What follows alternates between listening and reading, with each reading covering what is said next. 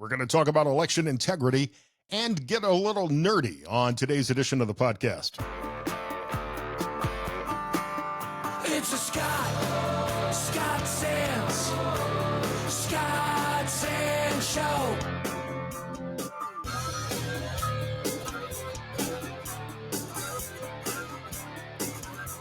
Hey there, how y'all doing? It's going to be a short one today, but I think you'll enjoy. It's episode 2552 of the Scott Sands Show podcast. Available wherever you get your podcasts. Spotify, Apple, Amazon, iHeartRadio, YouTube, Rumble, all of the platforms. Please be sure to subscribe. Keep listening to the radio, too. And support all of the local advertisers. Very important. But you can find me on the podcasting platforms, social media as well. I am at Scott Sands Media on X, TikTok, Scott Sands Show on Facebook, Rumble, YouTube. Look for the Scott Sands Show on the podcasting platforms. Follow along, if you will. Ken Blackwell from the America First Policy Institute will join me. Also, Ashly Burch is the star of a TV show on Apple TV Plus called Mythic Quest. Maybe you watch that. It's kind of a nerdy show, a comedy about being in the video game industry. Tomorrow is Toledo Mud Hens opening day. It should be a city holiday, in my opinion. It's a huge party downtown. I've told you about some of the activities. If you missed yesterday's show, you can find that online. We talked to Angie Joe, who is performing at Cock and Bull. Big parties at Whiskey Red Saloon, the Blarney, Cock and Bull, obviously, Frickers of the Field, where my friends from the Bob and Tom Show on WIOT are broadcasting from the Glass City Center in the morning, and then signing autographs and hanging out for a couple of hours after their show at Frickers at the Field. So a lot going on downtown. Opening day elsewhere in Major League Baseball today. Huge party in Cincinnati. I'd love to see that firsthand for a change. I keep seeing the pictures pop up on social media from the Reds opening day. The Guardians are playing today as well. And it was actually 36 years ago today that Ricky Vaughn made his debut for the Cleveland Indians. Top of the sixth, and rookie sensation Ricky Vaughn on the pitch now. You can close the book on Kelder. Oh, thank God. Relax, Ricky. We're only 4 runs down. We're still in this game. You take it to him? Oh, all right. Look, man, guy gets a second, first sign indicator. Vaughn, a juvenile delinquent in the offseason in his major league debut. Gonna light your ass up, Lee. Vaughn into the windup in his first offering. Just a bit outside. He tried the corner in this. Favorite call. Ball 4. Ball 8. Low, and Vaughn has walked the bases loaded on 12 straight pitches. Boy, how can these guys lay off pitches that close? Top of the sixth, and I can't tell you how many times I have used that just a bit outside line. It's probably my favorite from Major League, but there are so many great lines in that movie. As we start Major League Baseball, maybe worth pulling that one out from a streaming service to watch and get into baseball season. And I saw Clay Travis tweet about this earlier. Why would Major League Baseball have opening day at the same time as the Sweet 16 competing? And I realize everybody's looking for audiences and ad dollars, but that just seems like horrible timing. You can reply to Clay Travis's tweet about that on X if you want to follow him there. Let's get into something serious, and then we'll nerd out for a minute. Ken Blackwell from Cincinnati serves as chair of the Center for Election Integrity at the America First Policy Institute. And before that, he served in public office, mayor of Cincinnati, treasurer, secretary of state here in Ohio. But today we're going to talk about SB 63, which was just proposed by the Ohio State Senate. Ken Blackwell here on the Scott Sands Show. Ken, it's great to have you back on the show. Appreciate your time. We often talk about election integrity, and I know the president has been discussing that for like 10 years now, and in fact, trying to require voter ID, which only seems to make sense. Here in Ohio, we're talking about SB 63, a Senate bill which would prohibit ranked choice voting. And you and I have talked off the air to try to explain what ranked choice voting is, and you told me off the air that, well, that's part of the problem. It is part of the problem. And so I don't try to take the proponents of ranked choice voting off the hook because it is very difficult to explain. It is convoluted, and as a consequence, people throw up their hands, walk away from the system, and it effectively becomes yet another weapon that disenfranchises voters. The simple and the simplicity and the clarity of the present system is much preferred. It is very transparent, and voters understand that we have a set of rules. One voter, one vote, Right. and the recipient of the majority of votes is the winner. It's pretty straightforward, and I just don't know of any other Western democracy that is trying to experiment with a system that is stupid on its face, convoluted, and one that, as opposed to bringing renewed vitality and confidence in our system, it adds to a weakening of confidence in the system. Now, I've talked about ranked choice voting before, and I've tried to explain. In theory, I don't hate the concept. In practice, I don't think it works. And let me try to explain ranked choice voting. Yeah, let's just say that we're running for office, and the three candidates are you, Ken Blackwell, our friend Hogan Gidley, and me. Now, if I'm a voter, I'm going to vote for you first, and if you don't win, I would want Hogan to win. And last resort, maybe it's me. And if the person, if the first candidate, yeah, you're right. It's hard to explain. If the first candidate doesn't get enough votes, then they move to the second candidate, and so on down the line until there's a plurality of votes. I think I've explained that right. I probably screwed something up along the way. I think this might work if you're doing a popularity contest. If you're trying to elect a class president in high school or a homecoming queen, maybe that works as a popularity contest. Okay, if my guy can't get it, then maybe the second choice will get it, and will. But the problem is that because you might have races where there are 10, 15 candidates, you're going to wind up getting a worse candidate than you would if everybody just voted for the best person for that job.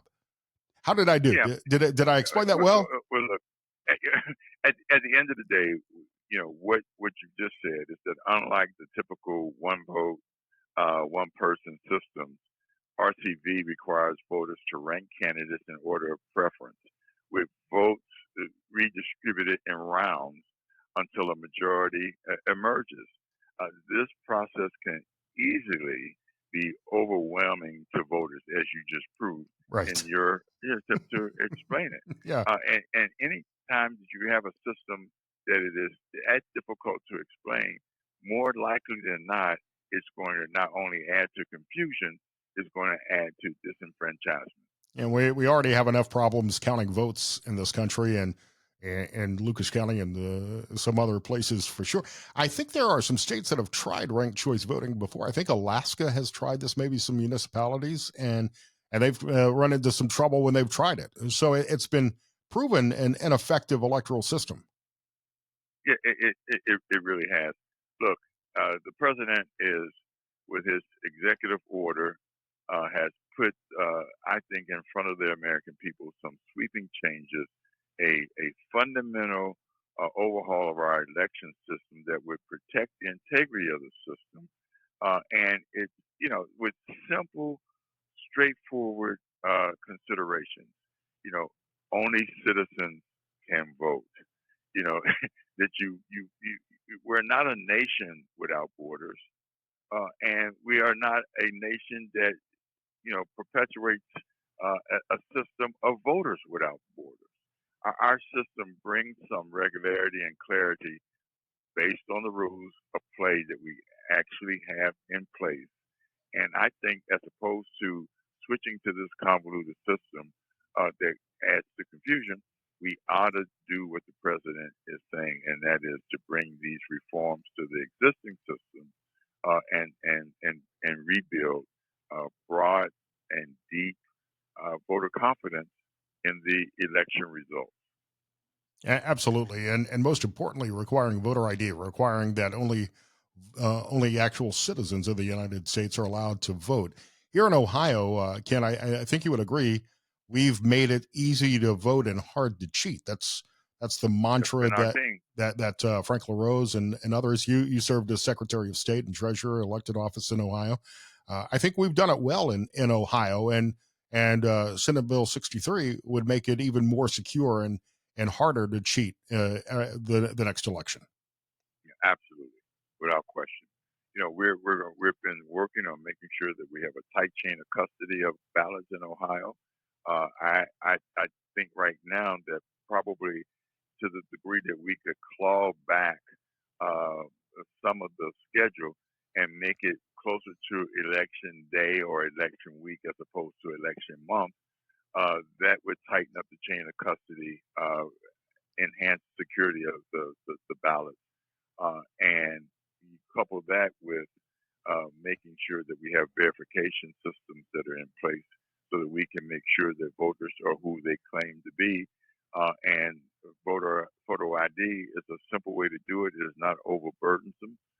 And I think when you think about what all we have to have in this country, all that we have in this country that requires a photo ID, that's a simple step to take to reinforce, I think, security in our voting system, which goes a long way with getting people back to a point where they believe that the results accurately reflect the will of the people. Yeah, you're right, Ken. I mean, I have to show my ID if I want to buy flu or allergy medicine. It should be required to show ID to proof of identification when you go to vote and do something as important as this.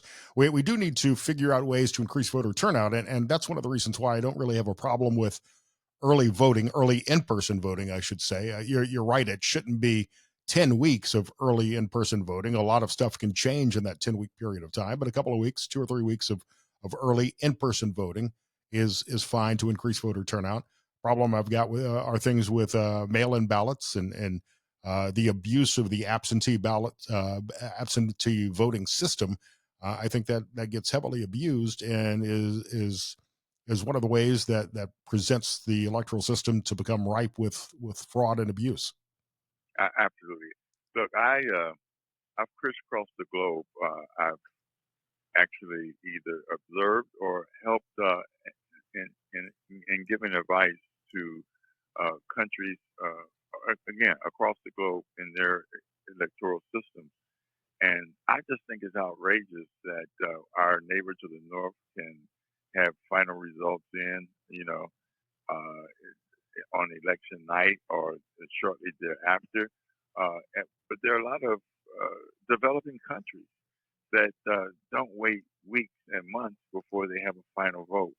Look, the last time around, the president was able to put in place a ground game that gave him a margin of victory that was too big to rig. But the reality is that there are a lot of elections that will fall within the what I call the margin of litigation, and so you're going to have court cases go back and forth. A lot of decisions are made by 1, 2, 1,000 votes or 100 votes, and when you have that, I think you need clarity, you need tightness of the chain of custody, and you have to have confidence that only citizens and are voting and that people are who they actually claim to be. Our system of one person, one vote is still the best system. I would agree. Ken Blackwell is the chair of the Center for Election Integrity at the America First Policy Institute. It's a critical issue. We've got to figure out ways to increase voter turnout, but to make sure our elections are secure. And SB 63 in Ohio and the president's executive orders are two fantastic steps forward in that direction. Thanks, Scott. It's always good to be with you. A quick thanks to all of our sponsors and partners and friends here on the Scott Sand Show, RixaHealth.com. Four Guys on a Roof.com, Third Street Cigar, The Art of Men's Grooming, and Out Nicotine Pouches. This is the company started by Tucker Carlson. If you use nicotine pouches, these are a better time. Moisture, more flavor, in my opinion. This product does contain nicotine. Nicotine is an addictive chemical, must be 21 or over. I've got a link. If you look in the comments, you can save 10%, a 10% discount when you try the ALP nicotine pouches. If you have Apple TV Plus, you may have seen this show already. If not, check it out. It's called Mythic Quest, and the final episode is available now. Ashly Burch is the star of the show, director, writer, producer of Mythic Quest, and she's joining me now. Hi, Scott. Hey, Ashly, it's so nice to meet you. It's so nice to meet you, too. All right, so I mean this in the nicest way possible, but you seem like a very nerdy girl, and I like that. I am. I take it as a compliment. you don't meet a lot of gamer girls. Well, yeah, you do in my circles, actually. I know a lot, but yeah. So tell me about Mythic Quest. Yeah, Mythic Quest is a workplace comedy that's set in a game development studio. And, a lot of people might hear about Mythic Quest, I think, and think like, well, I don't know anything about games, so, I don't think I'll understand the show. But it really is just a workplace comedy. We kind of say, like, you don't need to know anything about paper to like The Office. Right. And it's kind of the same thing. It's just, it's a comedy of a bunch of insane people trying to get along inside of a workplace.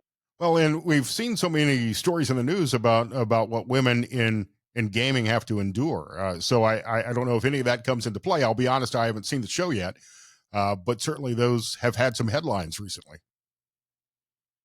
Yeah, we especially in the first season, I think we tackle some of that because it is totally a common problem. But the cool thing about the show too is that we have there's a lot of funny women in it, and so we touch on it and we make it like plot points. But we also just like creating a scenario in which it's not weird that there are women working at this company. So yeah, we kind of do a little bit of both. I think I read that you got interested in gaming playing Metal Gear Solid at a very young age, which is a very aggressive game to play. I mean, I grew up kind of a gamer in the arcade and like Showbiz and Chuck E. Cheese playing Pac-Man, Space Invaders, Asteroids, Defender. And as I've gotten older, I'll play like PGA Golf or Madden or maybe the occasional Call of Duty. But I mean, that's going hardcore. Yeah, to get my parents off the hook a little bit, I swear I wasn't like 5 and playing Metal Gear Solid, but that's kind of, I played a bunch of games before that, just as a person that loves games, but Metal Gear Solid was what got me into voiceover, because I realized because of that game that voiceover was a job, because that game is fully voiced, and the creator of Metal Gear Solid really liked highlighting his actors, so it was a cool experience for me to be like, oh my God, that's a job. And then that became the thing that I wanted to do. And voiceover is an interesting business. I mean, obviously doing what I do, I do my share of voice work as well, but it's a grind. Right. Yeah, it's an interesting, it's really different than other forms of acting for sure, because you're in a booth by yourself, maybe for like 4 hours. But I love, the thing I love about voiceover is that it doesn't matter at all what you look like, really. Right. You can play any kind of character as long as you can do the voice. So that's a really exciting prospect for an actor. Like so many of us in this business, I think you built a home studio during the pandemic. I'm at my home studio right now, which years later, I still don't have the lighting the way I want it. There's a bunch of stuff in the background. My cat hops on camera every once in a while. Oh yeah, my cats are barred from my at-home studio because they kept chewing on every wire. They love chewing on wires, and I was like, well, I can't let them in here anymore, so they're banned. Mine just like scratching his face on the microphone, which is always fun. Oh, that's cute. As you've been working out of the home studio, you ever catch yourself on a hot mic? Do you save the outtakes? Let's see. I'm trying to think. I mean, They probably got some of me cursing when I was trying to figure out my own tech, because I'm not, as much as I love games, I am not a very good tech person. Right. So there were probably some F-bombs that they got with me trying to figure out why things weren't working. We're talking to Ashly Burch here. She's a star and very involved in Mythic Quest, which is available on Apple TV Plus. The final episode is out now. The streaming world has really changed. TV series like Mythic Quest, and people can get involved. I mean, I've missed the first 4 seasons, but I could sit down tonight and binge watch everything. Yeah, I think that's what's really exciting about being on a show right now is that, exactly as you said, like you could hear about a show back in the day and then be like, well, I missed the air date, so I don't know how I'm going to find it again. But now, if you hear about a show that you like, you could just sit down and watch it. So I think that's been happening a lot for Mythic Quest, is that, I think over time, more and more people have found the show kind of through word of mouth, and it's great because, if you wanted to, you could go home and watch the whole thing. Yeah, if you didn't have your VCR set right for the X-Files, you would be lost the next week. Right, exactly. So, Mythic Quest has been so popular, and because of social media, people are learning about shows like Mythic Quest and starting them and binging them, and it's even spawned Side Quest. Yeah, so me alongside of Katie McElhenney and John Hal Harris, we're all Mythic Quest alumni, created Side Quest, which, if you've seen Mythic Quest, you know that every season we have a standalone episode that's kind of like its own little mini movie. It might inform the rest of the season, but it is its own self-contained story. And Side Quest is 4 of those episodes, so it's an anthology, and there's just 4 self-contained episodes that take place in very different settings, have very different tones. They're all funny, but one takes place in a Black-owned comic book store. One is about a woman in the Mythic Quest touring orchestra. One takes place entirely within the game of Mythic Quest. So they're really, really different, and we're seeing people really responding to and relating to them, and feeling really seen by them, which has been really exciting. Ashly, you're directing, you're writing, you're acting, and you're all doing this in the setting of a gaming studio. Do you still enjoy gaming, or has being so immersed in that culture every day ruined gaming for you? That's a great question. I actually do still love gaming. The game the episode that I mentioned of Side Quest that takes place within Mythic Quest is about a group of friends that play Mythic Quest together. And I have a group of friends that I play League of Legends with them all the time. So it's still a big part of my life. There might be some games that I avoid because they're like a little bit too close to home in terms of what I'm doing all the time, but right. I still really love playing games to decompress. Now, do you stream your gaming on Twitch like so many people do? Maybe this will show my age. I don't understand that. I mean, I'll sit down and I'll watch a football game, but I don't understand these people that are watching esports, which is becoming a big deal. I mean, like you can get a scholarship for esports. You can play in esports leagues, and it's becoming very popular, especially with kids. Yeah, I don't do it myself, but I know a lot of people that watch Twitch streamers, and yeah, it's a massive, massive thing. I know that the crypto arena, I guess it's called now, here in LA, gets sold out a lot for esports tournaments. So yeah, it really is a wild. It's a really crazy industry to be a part of, because I think games can seem so niche to people, but in reality, like millions upon millions of people are playing them, and also like watching other people play them. Yeah, I do think that there's this whole gaming culture, which I don't understand it. I'll be perfectly honest, but I'm certainly not being mean about it when I say that. It's certainly a culture that's developed, and in many ways, I think that for kids who are getting into gaming, it's an opportunity to learn how to be social, how to be competitive. Yeah, I think, for me, when I was younger, games were such an immediate way to connect with people. It kind of felt like you were in a club together. So I think that's true. I think games are a really good way to sort of connect with other people. I know people can kind of see it as like an isolated hobby, but yeah, like I said, games are a big way that I stay in touch with some of my friends. So, but the esports arenas can at least bring some of the gamers and people together to actually socialize and look each other in the eye. Do you think some of the first person shooter games, some of the games like Metal Gear, or I'm not sure what Mythic Quest is about, are parents wrong in being critical of the violence in some of these games?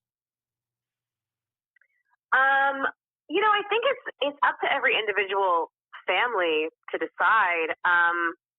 They're really, it's like watching a rated R movie, I think, probably, right? They're like maybe, I think I played Metal Gear Solid when I was like 12 or 13. Probably, Call of Duty when you're like 8 or something is maybe too young. Right. I don't know, but it's like up to every individual parent. But I think there have been lots of studies that games don't increase any violent tendencies. It's just, it's like anything. It's like, do you want your kid to see gore or blood or whatever, and at what age do you want that to happen? So I think it's really just about like treating it like movies. Like when is it okay with you as a parent for your kid to experience like this type of movie versus this type of movie? Yeah, I think it comes down to parental supervision and upbringing. But I've been in some of the chat rooms in Call of Duty where those 8-year-olds are more vulgar than any 40-year-old sailor you might encounter.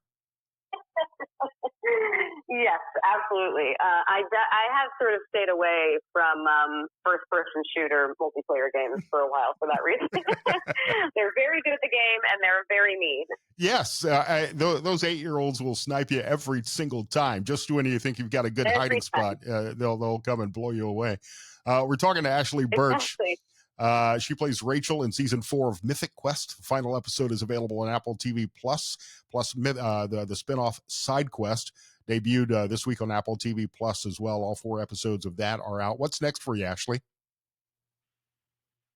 Well, I'm not quite sure at the moment, actually. I'm working on a book, and I also have a podcast that I do with my husband called Rebrand. It's a comedy podcast where we just rebrand all sorts of stuff. So we've rebranded Bagel Bites. We rebranded The Rock as a dramatic actor. It's just a funny, silly comedy podcast that we do, and we have guests on and stuff. I'll be doing that and working on the book, and hopefully making more TV here soon. I hope so too. I wish you the best, and I can't wait to subscribe to the podcast as well. Well, thank you so much. Thanks, Ashly. Thank you. As I said, short episode today. We will be all over. As I said, short episode today. We'll be all over the place downtown tomorrow afternoon for the Toledo Mud Hens opening day. I will also be on the radio tomorrow in Mississippi on Super Talk Mississippi from 11 to 2 our time, Eastern time.